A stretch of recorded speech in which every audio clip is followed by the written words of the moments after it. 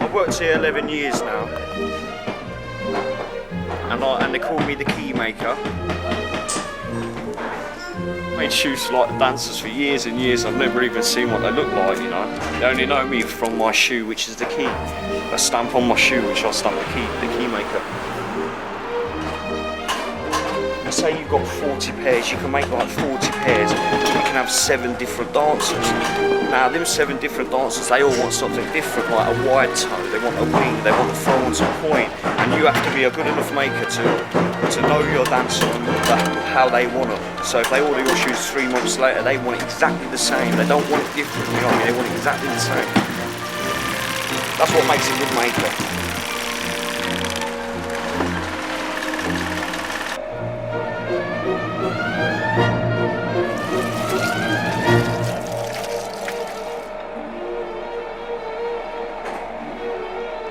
I've been wearing point shoes for probably 2/3 of my life when I think about it.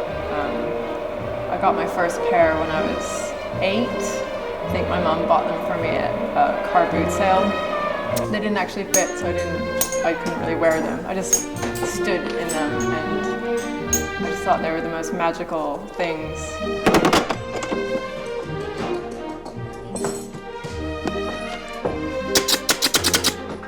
We understand that it was that Louis XIV wished to become a little taller at the end of each piece of work that he did in his court, and so he had a shoe made that enabled him to move up and suddenly appear to shine above the rest of his court.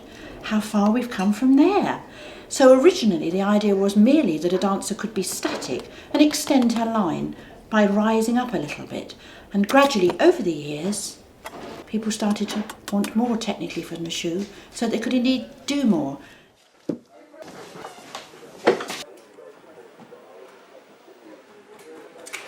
My uncle, which is crown maker, he got me an interview here, you see, because there was no work down where I lived, and when I come here, they took a look at my hands, and the manager at the time says, yes, I'm going to make you into a maker. Then after that, 2 years I was working in the company without even touching a shoe, which enabled me to learn about the factory, which I picked up all the tips that I could. Like I went to the leather to see how that was done, the last, the uppers I give out, see, and I had little inklings on everything that involved building the shoe up. I like looked at that, you know what I mean? And then again, that helped me. When I got on the bench, it helped me, you know, progressing to making my shoe the way I wanted to. I did like and I had a lot of respect for him. Patrick O'Neill, his name was. And I remember the first time when I first started making shoes, like a couple of weeks, he actually got my shoes and said to me, how am I meant to sell these shoes?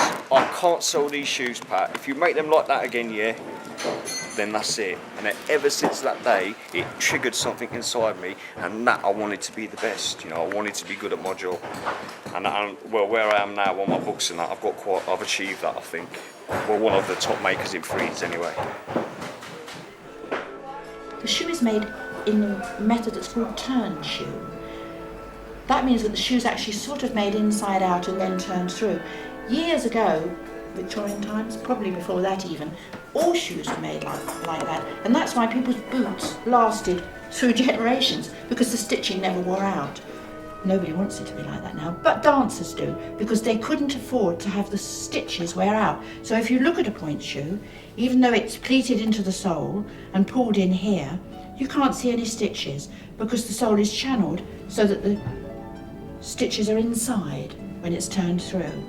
That means that the shoe is able to be light and flexible while very, very strong, and won't suddenly split on stage. That's terribly important. So that's why they're made in that manner. The block is obviously made by building up layers of materials, which means that although it appears very hard, it isn't actually solid, it is layered. So when the dancer works in it, and the warmth of her foot expands the air that's inside the shoe, then it will not appear to be rigid. My first proper pair was when I went away to ballet school. And I remember they had a principal dancer from the company that was affiliated with the school come in and teach us how to tie our ribbons, which was a really good way of them to kind of make it a very weighty, important event with our first pair of shoes. And I remember she told us a certain way of tying them so that you could get them out really quickly for a quick change. And I thought that sounded so cool, like one day I'd do a quick change.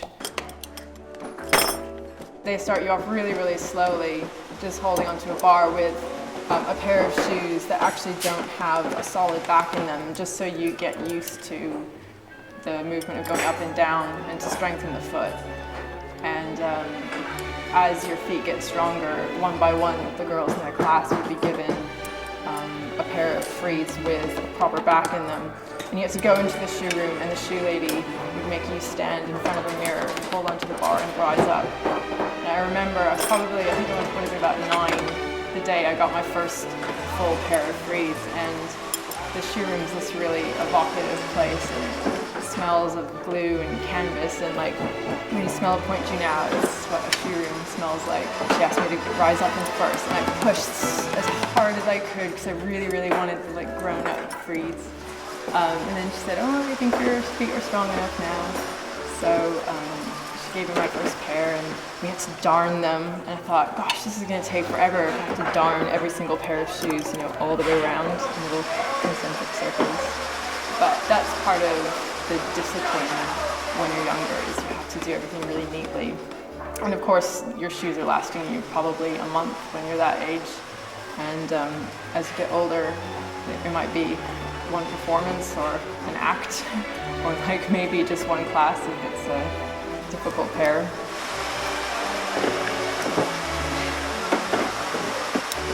So Mr. Freed started making hand-lasted shoes in a way which made it possible to supply enough for a whole company. In the past, before that, each guy had just made the shoes from beginning to end, probably making 4 or 5 a day. Now, if you see how we work in our factory, each maker is able to give us something in the region of 30 to perhaps 35 a day, which makes it possible for the shoes to run through the factory and us to make as many as we do, which is actually an amazing between 4,500 and 5,000 pairs a week.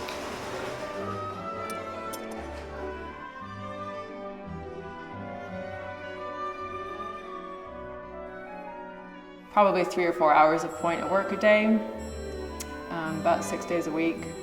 But it still hurts sometimes. Depends what you're doing. Ballet's not totally symmetrical on both legs, so you might do a lot more on the left foot often for girls. I think if your shoes are comfortable for them to wear and it looks good, I mean, if I was a ballerina, that's what I'd go for anyway, I'd go for the quality and the best looking one and the best feel. Yeah, the prettiest.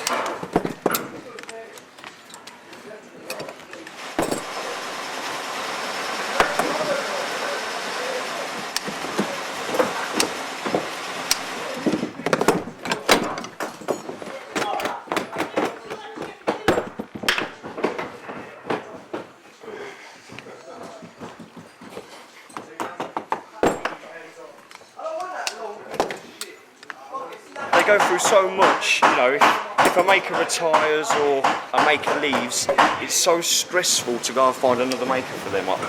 That's what I've heard anyway. So I suppose it's nice when you've had a maker and you've been making shoes for someone for 8 years. It's nice, because they know your work. They know it's going to be, 100%. When you first start, it's about the pleats. You've got to make them look pretty so they're in the shop and people pick them up.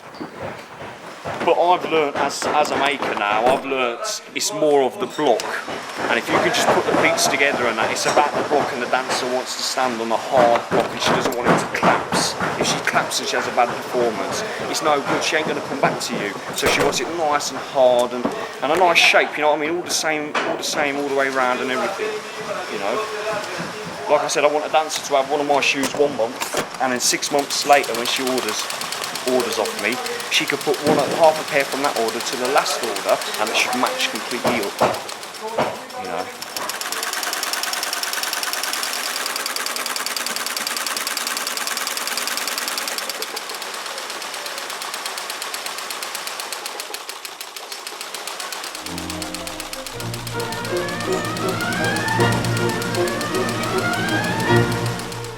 important that you wear the shoe as it has been fitted for you. For a dancer, working with the shoe is what builds up the additional strength in the foot to enable them to move into more technically demanding dancing. For a professional, if you think about it, she may have to have, in a week, 2 or 3 pairs of point shoes broken in at the optimum condition to work in. She hasn't got time to do hours and hours of class to get them broken in. She has to have them ready for that last glorious hour of their life when she does those 32 fouettes or those releves across the stage. So for that reason, you will always know that most professionals will manually shape the shoe to its optimum condition for the performing, rather than wear the shoe from the beginning as a student.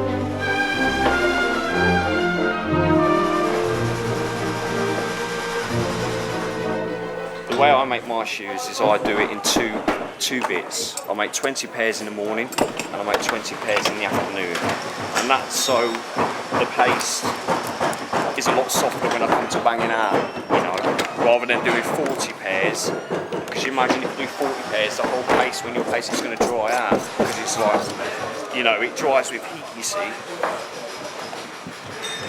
They think making ballet shoes would be easy. You know, if you tell anyone that you make pink ballet shoes for a living, they all instantly think, oh, it's just cotton or something like that, but it's a lot of hard work. I mean, I've worked on a building site all day, carrying and wheeling barrows up, and it's nothing to this job, nothing. This job is much harder, you know, because like I said, you're standing all day and it's continue. And then when you've got like seven different dancers on for one day, you've got to think about them all individually, you know, make them individually what they want. You know, it is a lot of hard work.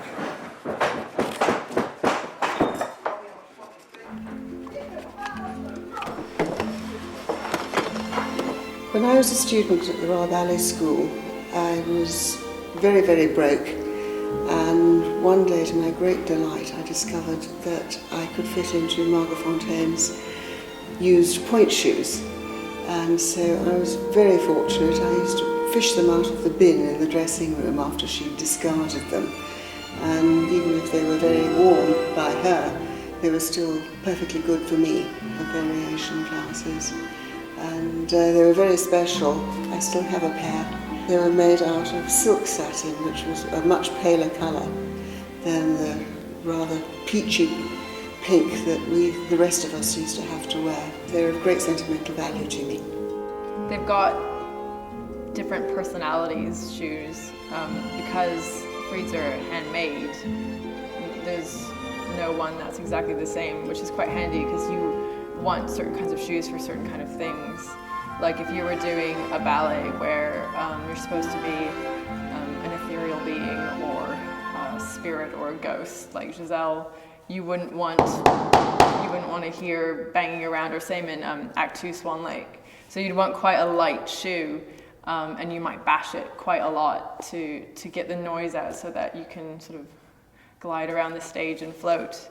And then you get ballets like big classical ballets like Sleeping Beauty, where you'd probably want quite a hard shoe because there's a lot of pirouettes, a lot of balancing, so you need a strong platform. And I think ballerinas often go through, you know, a pair of shoes an act. My favourite bit of the shoe is when everything's gone right, and so actually I'm pretty good at finishing the shoe. So if you prepare the shoe right and you put all the paste in the right places, the hessing, there's no, you know, lumps or anything, then when it comes to the turning stage, if you put everything in there properly, then it just turns naturally and you only have to give it a couple of bangs and then it's perfect, you know what I mean, rather than keep banging it, wearing the material down. And it's a good technique how to get the shoe the same, consistent for the dancer over a period of 7 or 8 years. You've got to make them the same. So it's all about getting it right first, learning the shoe first, and then, you know, doing the same, and getting to know the dancer and getting to know the way they like their shoes. My least favourite bit is searching for the last in the morning. We've got about 16 makers, and when they all get in at the same time, we're all rushing for the same last, you know what I mean? We all want them the same and that, you know.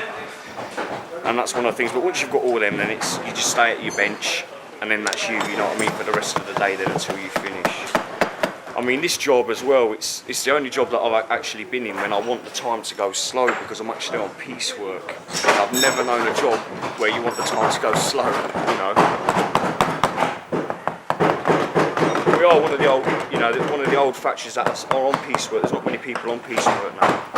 So that's where it's hard. You get paid for what you do and that, and if, you know, no. That's what I'm saying, it's a hard job, you know. If you've got this piecework, you get paid for what you do per pair. And if the pairage ain't there, you know, you don't get it like that.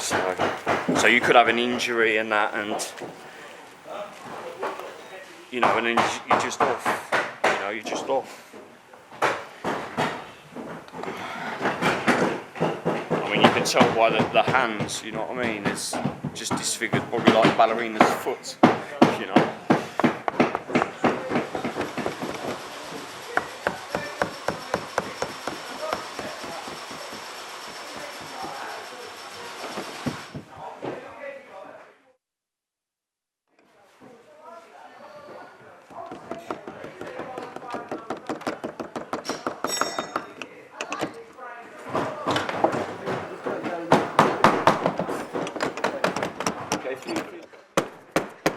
You know, sometimes you get a pair of shoes that you think is perfect in the dressing room, and then you go on stage, and there's something about being in the shoes on the stage, you suddenly realize that they're way, way too hard / soft / slippy.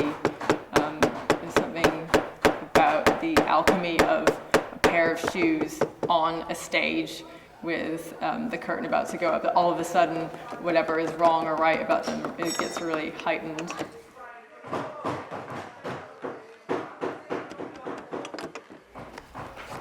Sometimes they improve with age. Like if you wear them in until they're soft and then you harden them again, you kind of get a second wind on them, and then they'll be really perfect and last for quite a long time. So in my airing cupboard, I have loads of shoes.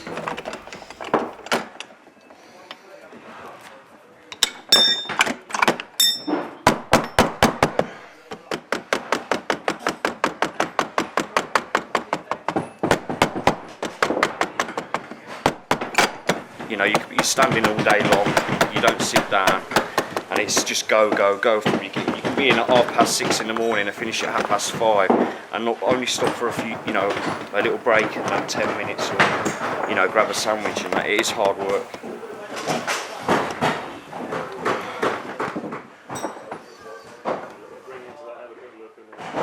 What I'd like to do, if I had a dancer and that, which I think, you know, if it was me doing it, I'd like the dancer to come down and actually interact with the maker and tell me how they would like their shoe being made. And then I can make them to the way they want to, properly, you know, if they explained it a bit more, like.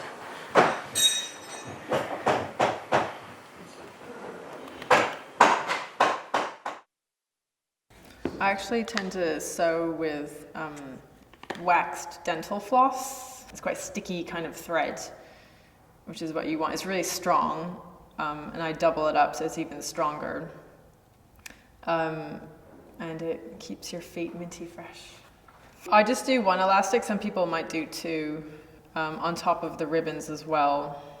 The heels of the shoes don't slip off, which is always a danger.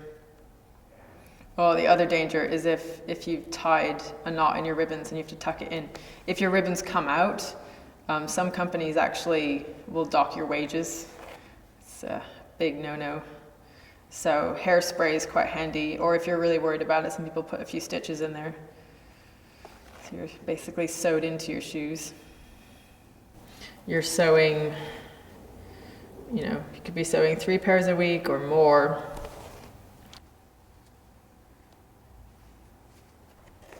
It gets quite tedious, so I tend to do it while I'm watching TV.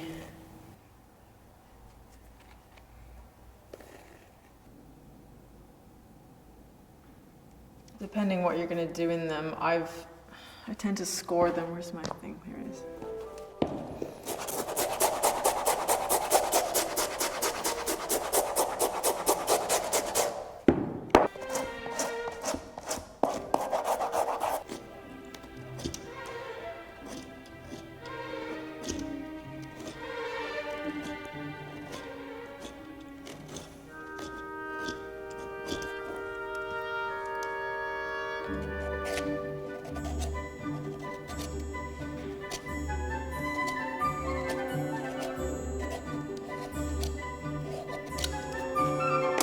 It just cuts so it's not too much of a right angle there, so it's much flatter.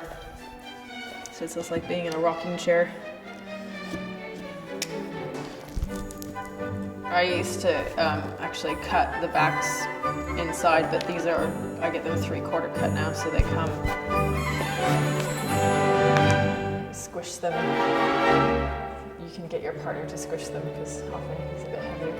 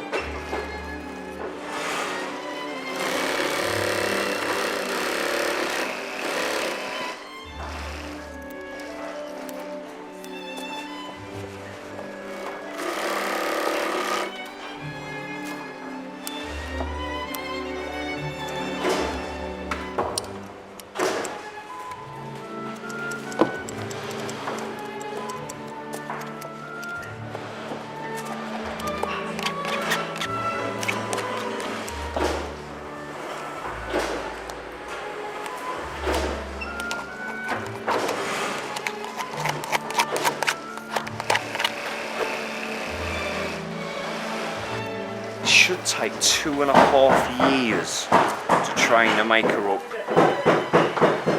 You know, that's how long I got taught for. And then that's when the dancers start coming, the companies know you all around the world and that, you know, and you start getting orders from them. I've kept shoes from roles that I've been really happy with how I did them, or if it was like a first doing something, I'll keep that pair of shoes in my closet somewhere. Because they're like really nice mementos. They're nice objects. And they have little personalities. I often put a right and a left on a shoe, and I'll maybe do, some people do letters or numbers. I do a little drawing, like I have a pair that have a cup of tea, like a tiny little sketch of a cup of tea, just so that I know in a hurry if I'm backstage and I'm looking for a certain pair of shoes, I can pick them up, look at them, and know that that is that pair of shoes. Freeds is a big name in ballet. So it's nice to be one of the good makers here, you know, one of the top makers in Freeds. It's achievement. And if Freeds is one of the biggest companies around the world, then I must be a good, you know, one of the top makers around the world. And at 30 years of age, that's a lot, 35 years service I've got left to make shoes, which is a lot of reliability for the dancers, because like you said, they don't want to change their makers. Now if I've got this experience at 30 years, and I've got to look my whole life here again, you know, until I'm 65, so yeah, hopefully I will continue making my shoes, you know. I just hope the dancers keep continuing liking them, you know.